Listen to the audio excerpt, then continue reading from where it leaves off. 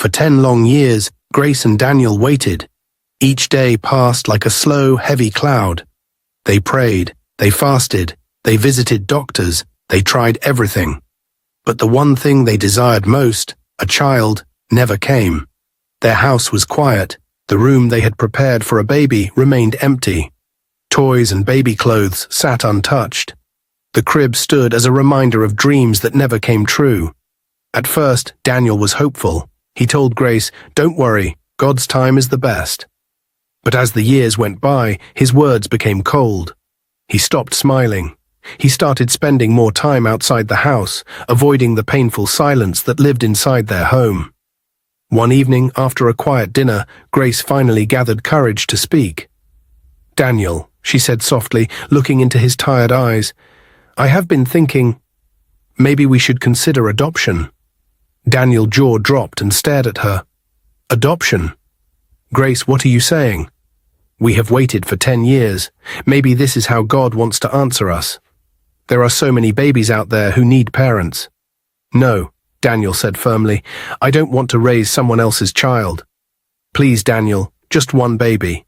A little girl we can love as our own." For weeks, Grace kept begging. Each time, Daniel said no. But one day after church, Daniel finally agreed, though unwillingly. "Fine," he said, "but only one baby. A girl. And that's it." Grace was overjoyed. She hugged him tightly. "Thank you, my love. You won't regret this." The next morning, they went to the orphanage. The place was filled with children's laughter and small cries. A kind woman named Sister Margaret welcomed them warmly. "Good morning," she said. "You must be Mr. and Mrs. Daniel." "Yes," Grace smiled.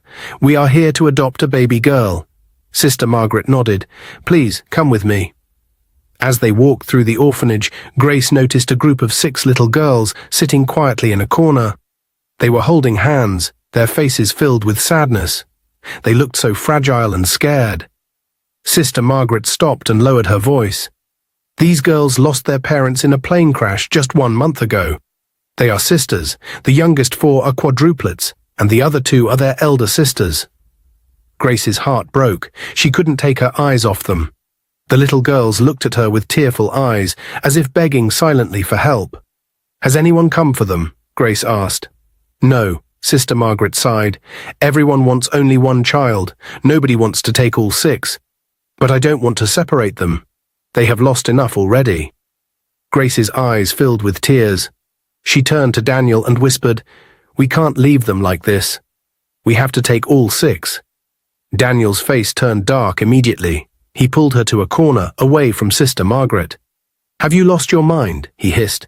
6 children. Are you even hearing yourself? They are sisters, Daniel. If we separate them, it will break their hearts. They only have each other. Do you know how much it will cost to raise 6 children? School fees, food, clothing, hospital bills. It's not possible. Where do you expect us to get that kind of money?" Grace, wiping her tears, said with determination, "I will sell my land." Daniel's eyes widened. "The same land I begged you to sell years ago so I could start a business, and you refused. But now you want to sell it for these cursed children." "Please don't call them cursed, Daniel. They are innocent." Daniel's voice rose in anger. "I will not be part of this foolishness, Grace. Never. You want to throw away everything for strangers. You must be joking." He walked away from her angrily and left the orphanage, returning home alone. Grace stood there, her heart pounding. Tears rolled down her cheeks. She went back to Sister Margaret and said in a weak but firm voice, "Please don't give them to anyone else. I will be back tomorrow. They are my children now." Sister Margaret placed her hand gently on Grace's shoulder and nodded. "Take your time, my dear." As Grace walked out of the orphanage that evening, the sun was already setting. She whispered quietly to herself, "Tomorrow I will return for you, my children. No matter what it takes." That night, Grace sat on the edge of her bed, her eyes swollen from crying. Daniel was in the living room, watching television with a straight face, pretending nothing had happened. The air between them was heavy, filled with silence, pain, and confusion. Grace kept thinking about the 6 little girls. She saw their innocent faces over and over in her mind, their small hands holding each other tightly, their sad, scared eyes. She couldn't forget. Suddenly, Daniel entered the bedroom. "Grace," he said coldly, "I hope you have come back to your senses." Grace didn't answer. Daniel continued, "Listen to me. If you do this foolish thing, you will destroy this marriage. 6 children? We are not rich. You want to throw away your land for strangers." "They are not strangers, Daniel," Grace said softly. "They are children who have lost everything. They have no parents, no family. I have a chance to give them love. I can't walk away." Daniel shook his head. "You are being selfish. You only think with your emotions.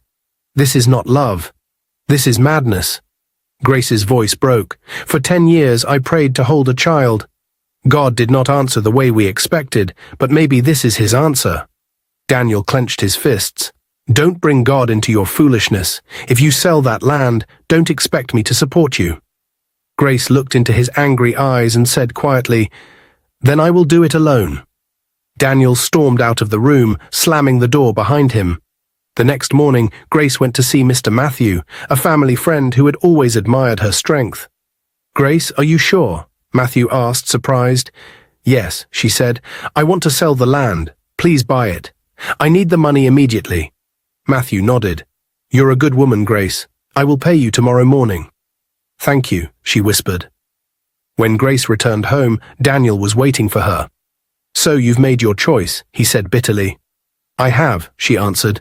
"You are selling the land just to adopt those cursed children." "They are not cursed, Daniel. Stop saying that," she shouted, her tears falling again. "If you don't want to help, at least stop cursing them."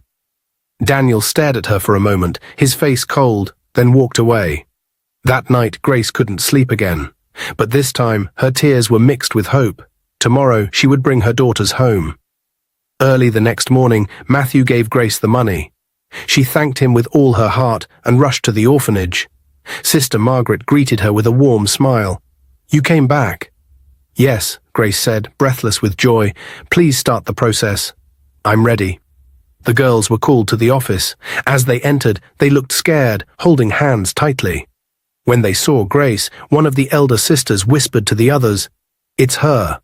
She came back. Grace knelt and opened her arms wide. "Come, my daughters." The 6 girls ran into her arms, crying. Grace hugged them tightly, tears falling freely. "From today, you are mine. I promise to love you, care for you, and protect you." Sister Margaret wiped her eyes. "May God bless you, Grace. You have a mother's heart." The papers were signed. The girls were officially hers. Grace rented a small van to take them home. As they drove, the girls sang softly, their voices blending like little angels. Grace smiled, watching them from the front seat.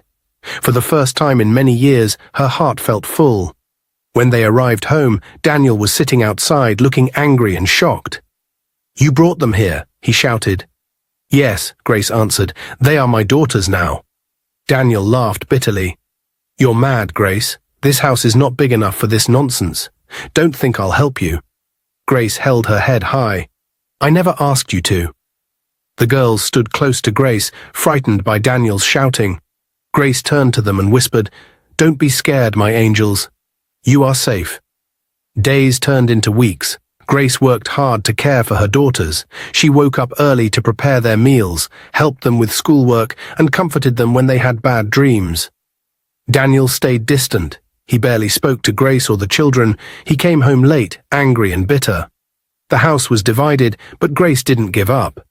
Even though it was hard, Grace was happy. She finally had what she longed for, children who called her Mama. But everything was about to change again. 1 month after bringing the girls home, Daniel came home one evening looking pale and troubled. "What happened?" Grace asked softly. Daniel sat down heavily. "I lost my job." Grace's heart sank. She could see the fear in his eyes, but she tried to remain calm. "Don't worry, we will manage. God will provide." Daniel shook his head. "Manage? With 7 mouths to feed? This is a curse, Grace. I told you these children are cursed." "Please, Daniel, don't say that," Grace begged. "Don't blame innocent children for your troubles." But Daniel stood up, his voice rising. "I've had enough. I can't do this anymore." He grabbed his bag and stormed out of the house, slamming the door behind him. Grace held her head and wept. The children gathered around her, hugging her tightly. "Don't cry, Mama," one of the quadruplets whispered. "We love you." Through her tears, Grace smiled weakly and whispered, "I love you too, my angels. I will never leave you." After Daniel left, Grace knew her life would never be the same again. She was now fully responsible for 6 daughters, alone, no husband, no helper, just her faith, her love, and her courage. The money she got from selling her land was not much, but Grace was determined to use it wisely. She divided it carefully, counting every coin, planning for school fees, feeding, clothes, books, and little by little, she stretched every naira as far as she could. As the years passed, the girls grew quickly. They were bright, obedient, and hard-working. They loved their mother deeply and never wanted to disappoint her. They knew the sacrifice she had made for them. By the time they turned 18, Grace called them together for a serious talk. They all sat on the small wooden bench in front of the house, under the old mango tree. "My daughters," Grace began, "I have called you here because it's time to make a decision." The girls listened quietly. "The money I have left can only take 4 of you to the university," she continued.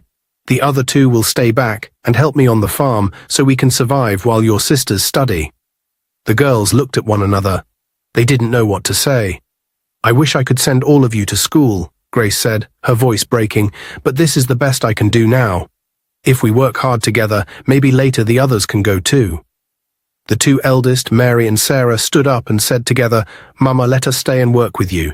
The younger ones should go to school first." Grace looked at them with tears in her eyes. "Are you sure?"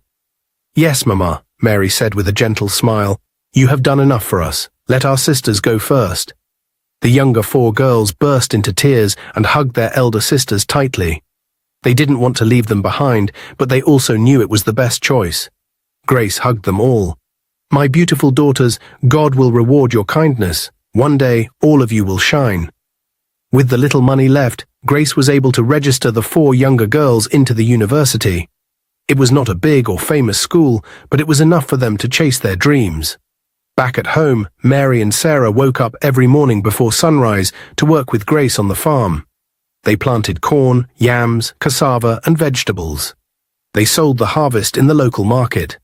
Every kobo they earned was carefully saved. Grace was no longer as strong as she used to be. The years of sacrifice had started to show on her face and body, but she never complained. The smiles of her daughters gave her strength. Sometimes at night, after a long day at the farm, Grace would sit under the moonlight with Mary and Sarah. They would talk, laugh, and dream about the future. "Mama," Sarah would say, "one day this farm will become a big business." "Yes, my child," Grace would reply, smiling. "With God, all things are possible."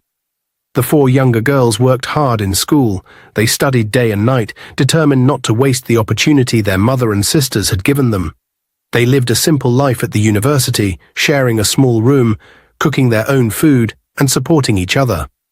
Every holiday, they would return home to help on the farm and spend time with their mother and elder sisters. The bond between them grew even stronger with each passing year. For years, Grace thought she had seen the worst of life. She had sacrificed everything for her daughters, and even though it was tough, they had survived with love and unity. But what she didn't know was that life was preparing another test for her faith and patience. One hot afternoon, Daniel suddenly returned. He drove into the compound with a strange look on his face, his eyes filled with pride and anger. Grace was sitting under the tree, peeling cassava with Mary and Sarah when they saw him step out of the car. At first, Grace thought maybe he came to visit, or even to make peace. But his words cut through her heart like a sharp knife. "I have come to take back my house," Daniel said coldly. Grace stood up slowly, confused. "What do you mean, Daniel?" "This house belongs to me," he said firmly. "I left it for you all these years because I pitied you. But not anymore." Grace was trembling. "Daniel, this house was built by both of us when we were still together. I raised our daughters here. I have nowhere else to go." Daniel laughed wickedly. "Those are not my daughters. They are cursed girls you adopted against my will. I have no part in them. I don't want graves living in my house." "Daniel, please," Grace begged, her voice shaking. "Don't do this. You left us. We have suffered enough." "That's your problem, not mine," Daniel replied heartlessly. "You chose those cursed children over me. Now pack your things and leave my house before I call the police." Mary and Sarah stood behind their mother, holding her hands tightly, tears rolling down their cheeks. "Please, sir, don't send us away," Mary pleaded. But Daniel ignored them. With no one to defend them, Grace had no choice but to leave. She packed what little they had and carried her daughters out of the house they had called home for so many years. With nowhere to go, Grace and the two girls found an abandoned, incomplete building at the edge of the village. The walls had no windows, the floor was bare, and there was no roof in some parts. At night, they could hear the howling wind, and sometimes wild dogs came close. But it was the only place they could stay. Still, Grace never allowed her daughters to lose hope. Every night, they knelt and prayed together. "My daughters," she would say, "this is not the end. God will turn our shame into glory." But even in their suffering, people still came to mock them. One afternoon, as Grace was cooking outside with firewood, an old friend, Felicia, came visiting. She stood, looking around with disgust written all over her face. "Grace, look at you," Felicia said, folding her arms, "living like a beggar with these cursed girls. I warned you years ago, but you refused to listen." Grace kept quiet, stirring the pot slowly, but her heart was heavy. Felicia continued, "You have suffered enough for them. Why are you still punishing yourself? You could come stay in my house. I have a spare room. You don't have to suffer like this." Grace looked up slowly. "Thank you, Felicia, but we are fine." "Fine?" Felicia laughed mockingly. "In this broken house, where rain and cold beat you every day? Grace, you are too stubborn. How are you even sure these girls will remember you when they finally make it? That's if they ever make it." "They will make it, Felicia," Grace said firmly. Felicia shook her head. "Don't fool yourself, Grace. They are females. Who knows if they will get pregnant before even finishing school? Girls of nowadays cannot control themselves." "Enough!" Grace suddenly shouted. Her voice was strong and sharp. "Felicia, don't you ever open your mouth and speak evil about my daughters again. I would rather sleep under the rain with my children than enter your house filled with curses and wickedness." Felicia laughed again. "I was only trying to help." "Your kind of help is poison. Keep your foolish help to yourself," Grace snapped. "We don't need it here." Felicia's eyes turned red with anger. "You are so ignorant, Grace, foolish and stubborn. That is why God punished you and refused to give you your own children." The words pierced Grace's heart deeply, but she stood strong. She pointed her finger at Felicia. "God gave me more than children. He gave me these daughters. I love them and they love me. And mark my words, Felicia, the same God you are mocking will raise them higher than you can ever imagine." Felicia clapped her hands mockingly. "Keep dreaming, Grace. I pity you." Grace looked at her with fire in her eyes and said calmly, "Don't ever come near me or my daughters again. Never." Without another word, Felicia turned and walked away, her face filled with pride. Grace sat back down, breathing heavily. Her daughters came and wrapped their arms around her. "Mama, we are sorry," Sarah whispered. "Because of us, you are suffering." Grace smiled through her tears. "No, my angels, you are my greatest blessings. Don't ever say that again. The storm may be strong now, but the sun will shine again." That night, as the cold wind blew through the incomplete building, Grace laid on the mat with her daughters beside her. She looked up at the stars and whispered, "Lord, you see everything. Please don't forget us." And heaven was listening. Finally, after many years of hard work, the four daughters graduated. On the day of their graduation, Grace could not hold back her tears as she watched them wearing their graduation gowns. As the last daughter walked up to collect her certificate, the announcer called her name loudly, "Miss Anita Johnson, first-class honors." The crowd cheered. Grace cried with joy as she whispered, "Thank you, Lord. You never forgot us." After the graduation, the girls rushed to their mother, surrounding her with hugs. "We did it, Mama," they all said in unison, tears running down their cheeks. After graduation, the four girls went into the world to find jobs. At first, it wasn't easy. They faced rejection after rejection. "Who are your parents?" some would ask. "What experience do you have?" others would say. But they never gave up. They were their mother's daughters. They carried her strength inside them. One day, everything changed. Anita, the youngest of the four, got an interview at a big multinational company. She was nervous, but she remembered her mother's words. "Walk with your head high, my daughter." You are the child of a queen." When Anita walked into the interview room, the CEO himself was sitting there. After reading her CV, he looked at her and said, "Your results are excellent. But what is your life story? I like to know who I am employing." With tears in her eyes, Anita told him everything. About her mother's sacrifice, about living in an incomplete building, about working on the farm while schooling, and how her mother never gave up on them. The CEO was silent for a moment. Then he smiled. "You remind me of my own mother," he said. "She was also a strong woman who raised me alone. You're hired." Anita burst into tears. "Thank you, sir." But that was not all. The CEO continued, "I need people like you in this company, hard-working, loyal, brave. If you have sisters who are also as hard-working as you, tell them to apply too." Within weeks, all 4 daughters got jobs in good companies. Their salaries were not small. For the first time in their lives, they had enough money to plan for their mother's comfort. One Saturday evening, they all gathered in their small room in the incomplete building with their mother and elder sisters, Mary and Sarah. "Mama," Anita started, holding her mother's hand, "we have a surprise for you." Grace smiled, thinking it was something small. "You girls always have surprises." "No, Mama, this is different," said Rebecca, the eldest of the 4. Then Sarah and Mary brought out a set of documents. Sarah opened them and handed them to Grace. Grace looked at the papers, confused. "Apartment rent, fully paid for 1 year, and it's a 3-bedroom flat." "Yes, Mama," Mary smiled, tears in her eyes. "We have rented a big, beautiful apartment for you and for us. No more incomplete building, Mama. You deserve to live like a queen." Grace's mouth opened in shock. She covered her mouth as tears rolled down her cheeks. She could not speak. She looked at her daughters, one after another, unable to believe what she was hearing. "My daughters," she whispered, her voice shaking, "you have done this for me?" "Yes, Mama," they all said together. "You sacrificed everything for us. Now it's time for us to take care of you." Grace dropped the documents and broke into tears. She hugged them tightly as they all wept together, their tears falling freely like rain from heaven. After some minutes of weeping, Grace raised her head and said, "You girls have restored my dignity. May God bless you.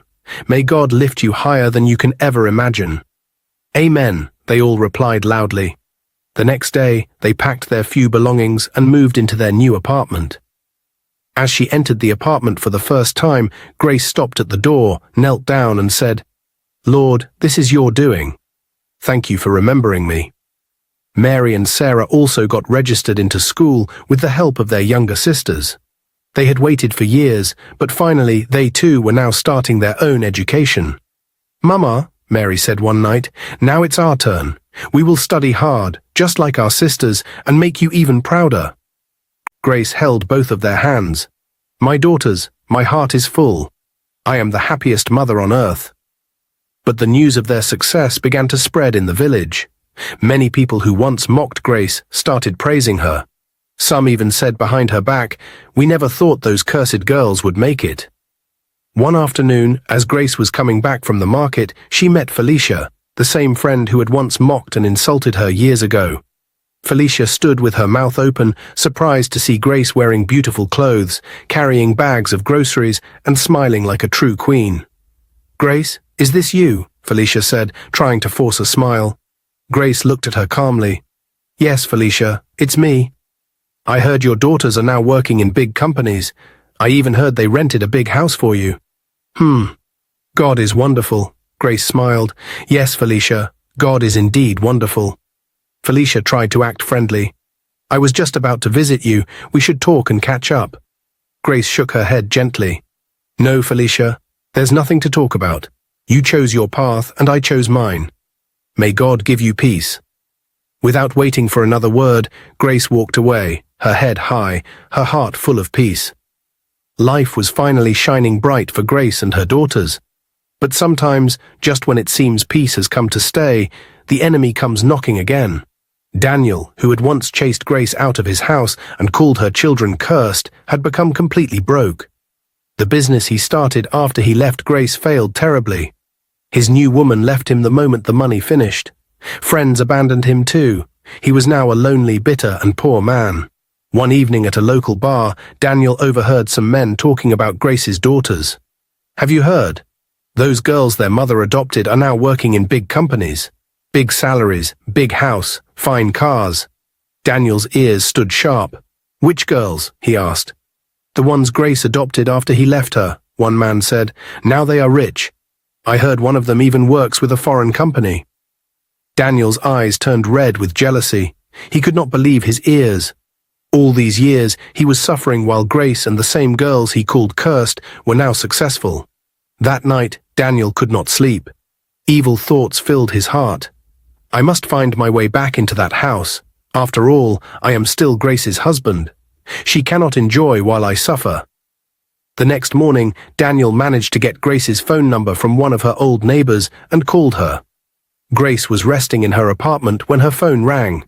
She saw the caller ID and froze for a moment. It was Daniel. She picked the call slowly. "Hello? Grace?" Daniel's voice came, soft and humble. "It's me, Daniel." Grace was silent for a few seconds, then said coldly, "What do you want, Daniel?" "Grace, my dear, I have come to realize my mistakes. Please forgive me. I was foolish. You were right all along. Can we please be a family again? I am suffering. Please let us start afresh." Grace's chest boiled with anger. The same man who cursed her children now wanted to come back because they were successful. She took a deep breath and said firmly, "Daniel, you left us when we needed you most. You called my daughters cursed. You threw us into the streets. Now that they are successful, you want to come back. You are a shameless man. Grace, please, don't ever call my phone again," she snapped. "Go back to where you came from." Before Daniel could say another word, Grace cut the call and blocked his number. Daniel was furious at her rejection. His eyes burned with hatred. "You will regret this, Grace," he shouted into the empty room. Blinded by anger, Daniel visited a native doctor. The old man sat in front of a burning pot of herbs and asked, "What do you want me to do for you?" "I want you to make those girls hate their mother. Make them turn against her and bring me back into the house." The native doctor smiled wickedly. "It will cost you." Daniel sold his last valuables to pay. The native doctor performed all kinds of rituals. He called spirits, poured blood on idols, and made incantations. But nothing worked. The girls continued to love their mother, and Daniel became more frustrated. When his plans failed, Daniel moved to a more dangerous path. Through a bad friend, he found criminals who specialized in blackmail. They managed to hack into the companies where Grace's daughters worked and leaked false information that led to the 4 girls losing their jobs. Anonymous phone calls were made to their managers, spreading lies about the girls stealing money and breaking company rules. Within 1 week, all 4 girls were jobless. Confused, the sisters sat together one night, trying to understand what was happening. That's when the anonymous caller struck again. The phone rang. One of the sisters picked it up. "Hello?" A strange voice said, "The problem in your life is your mother. She is a witch. She cursed you because you refused to buy her a house. She wanted you to suffer." The call ended immediately. The sisters sat quietly, looking at each other. Tears rolled down Anita's face. "Could it be true?" she whispered. "Mama used to cry to God that we will build her a house someday." Rebecca nodded slowly. "Maybe she got angry and cursed us." "Look at us now, jobless and broke," another said. Slowly, bitterness entered their hearts. One evening while Grace was preparing dinner, the 4 sisters returned home. But this time they didn't come with smiles. Their faces were hard, cold, and full of anger. "Mama, we need to talk," Anita said sharply. Grace turned, surprised at their tone. "My daughters, what is it?" "Stop calling us your daughters," Rebecca shouted. "You are a witch. You cursed us because we didn't build you a house." Grace dropped the spoon she was holding, shaking her head. "What? My daughters, how can you say this? Don't pretend," Anita screamed. "Ever since we started making money, you have been jealous. You destroyed our jobs because you want us to suffer and keep serving you." "God forbid," Grace cried out. "I never cursed any of you. I prayed for you day and night." "Enough," they all shouted. "We don't want to see you here again. Get out of this house now." Tears poured down Grace's face. She knelt on the ground. "My daughters, please listen. I am your mother. I love you." But they didn't listen. Anita opened the door and pointed outside. Leave now before we call the police." With a broken heart, Grace picked her small bag and walked out of the house where she once found joy. Outside, she sat under a small shed, weeping like a child. Grace had no idea where to go. As she sat at a small local restaurant late that evening, she picked up her phone and called Mary and Sarah, who were still in school. When the elder sisters heard what happened, they were furious. "How could they do this to you, Mama?" Mary cried on the phone. "We are coming right now." Within hours, the two elder sisters arrived at the restaurant, hugging their mother tightly. "Mama, don't cry," Sarah said. "You are our mother. You raised us with your tears and blood. We will never abandon you." "But they are the ones paying your school fees and bills," Grace whispered, weeping. "If you defend me, you will lose everything." Mary shook her head strongly. "We don't care. We will never choose money over you." The next morning, Mary and Sarah went to visit their younger sisters. They knocked on the door. When the four opened, they stared at each other silently. "We came to talk," Sarah started softly. "There's nothing to talk about," Rebecca said coldly. "You threw Mama out like a dog after everything she did for us. How could you?" Mary said, her voice shaking with anger. "She cursed us," Anita shouted. "We lost our jobs because of her. If you are not on our side, forget your school fees." Sarah stood tall. "Then so be it. If protecting our mother means we lose everything, we accept." The four sisters laughed mockingly. "You both are fools. Go and suffer with your dear mother." Without another word, Mary and Sarah left the house. With the little money they had, Mary and Sarah rented a tiny one-room apartment. They moved in with Grace. Though life became hard again, their hearts were at peace. Every morning, the three of them woke up and returned to their farm work. They planted and harvested just like old times. One evening, as they sat outside eating roasted corn, Sarah held her mother's hand and said, "Mama, don't worry. We will make it one day. The same God who helped us before will help us again." Grace smiled with tears. "As long as I have you two, I am rich." Meanwhile, the four younger sisters who chased Grace out were struggling more than ever. After losing their jobs, they started looking for work again. But everywhere they went, doors closed against them. The companies they applied to had heard of their previous job loss and refused to hire them. Soon their savings began to finish. The big house rent became hard to pay. Friends who once admired them started avoiding their calls. As life got harder, they began to argue with one another. "You see where your foolish anger has brought us," Anita shouted at Rebecca one night. "Don't shout at me," Rebecca fired back. "You were the one that listened to that stupid anonymous caller first." "We all agreed to chase Mama away," the third sister screamed. "We are finished because of our foolishness," the fourth sister cried. The house that once had laughter was now filled with bitterness and shame. They sat together one night, broke, hungry, and completely hopeless. "What are we going to do now?" one asked. Nobody had an answer. While they suffered in silence, God was preparing something special for Grace and her two faithful daughters. One day, as Grace and her daughters were working on their farm, a large black car suddenly stopped by the roadside. A well-dressed elderly man stepped out with two young men beside him. They walked toward Grace. "Good afternoon, Ma," the man greeted warmly. "Good afternoon, sir," Grace responded, wiping sweat from her face. The man smiled. "Are you Madam Grace?" "Yes, sir." "I have been searching for you for some time. May I speak with you privately?" Grace looked at her daughters, confused but curious. She nodded and stepped aside. The man introduced himself as Mr. Thompson, the CEO of a large agricultural company. He continued, "Some years ago, one of my junior staff at the university told me the story of a woman who adopted 6 orphan girls and raised them alone. That story touched me deeply. Since then, I've always wanted to meet you." Grace was speechless. He continued, "Recently, your daughter Anita applied for a job in my company. Though her file was rejected due to her previous records, her story came back to me. After deep investigation, I discovered what really happened. That you were falsely accused. Someone wanted to destroy you and your daughters." Grace's eyes filled with tears as she listened. "My company believes in second chances, especially for good people. I have come today to offer all 6 of your daughters jobs. Not just any jobs, but positions that will change their lives." Grace covered her mouth in shock. "Sir, I don't know what to say." "Say yes," Mr. Thompson smiled, "because you deserve it. You raised 6 daughters with love, and you never gave up. I want to help rewrite your family's story." Grace dropped to her knees and cried, "Thank you, sir." "May God bless you." 2 weeks later, Mr. Thompson personally invited all 6 daughters to his office.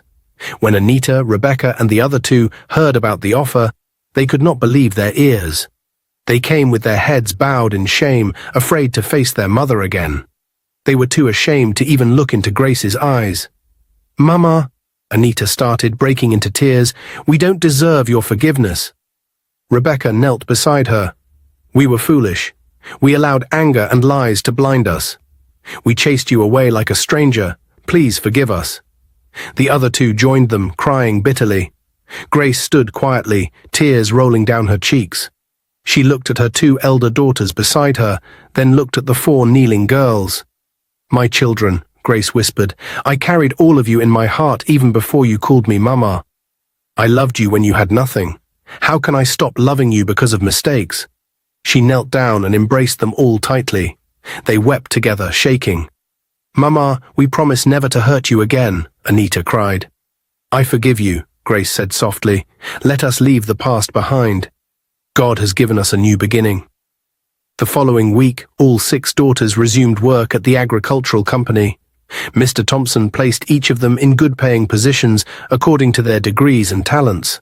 The joy in the family returned. For the first time in many years, all the daughters were back under one roof, united with their mother, living as one happy family again. With their first salary, they surprised Grace with another gift, a brand new house, fully furnished and located in one of the finest areas in town. When Grace saw the house, she burst into uncontrollable tears. From living in an incomplete building to this mansion. "Lord, who am I that you are so mindful of me?" she whispered in prayer. Mary and Sarah also continued their studies while working part-time in the same company, sponsored fully by Mr. Thompson. But while peace had found Grace's house, evil was still burning in Daniel's heart. When Daniel heard that Grace and her daughters were not only back together, but now living happily in a new house with great jobs, his anger boiled like fire. "What kind of woman is this?" Daniel shouted in his empty room. "After everything I did, she still rose again?" He paced up and down like a madman. "No, I will not allow this. I must finish what I started." Without thinking, Daniel decided to return to the native doctor, hoping to try stronger charms to destroy Grace and her daughters completely. "I will teach them a lesson this time," he said angrily. That evening, Daniel left his house and started walking to the native doctor's shrine. As he approached the main road, it was already dark. Daniel, filled with anger and not paying attention, stepped onto the busy road, trying to cross quickly. Suddenly, a loud noise filled the air. A speeding car came from nowhere. The driver was drunk and had lost control of the steering. In a flash, the car hit Daniel with full force. His body was thrown into the air like a rag doll and landed heavily on the roadside. By the time people gathered, Daniel was already dead. The driver was arrested, but Daniel's life had ended instantly, without mercy. When the news reached Grace and her daughters, there was complete silence in the house. "Mama," Sarah whispered, "they said Daniel is dead. He was hit by a car last night." Grace sat quietly, looking into the air. After a long pause, she spoke softly. "Vengeance belongs to God. I have no joy in anyone's death, but he brought this upon himself." Her daughters nodded. None of them felt pity. The man who once called them cursed, who tried to destroy their mother and tear their family apart, had reaped the fruit of his wickedness. They simply prayed, "Lord, may your will be done." Years passed peacefully after Daniel's death. Grace's daughters continued to grow in their careers. Each of them succeeded greatly in their different fields. Some became managers, others business owners, and some even traveled abroad for international projects.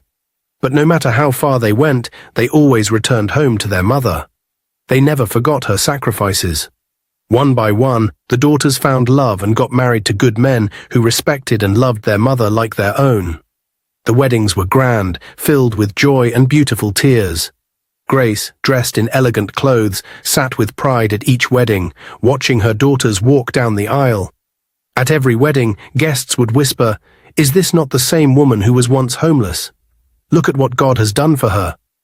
Grace would simply smile, tears filling her eyes, and say, "Indeed, God is faithful." In her old age, Grace lived peacefully in her beautiful home.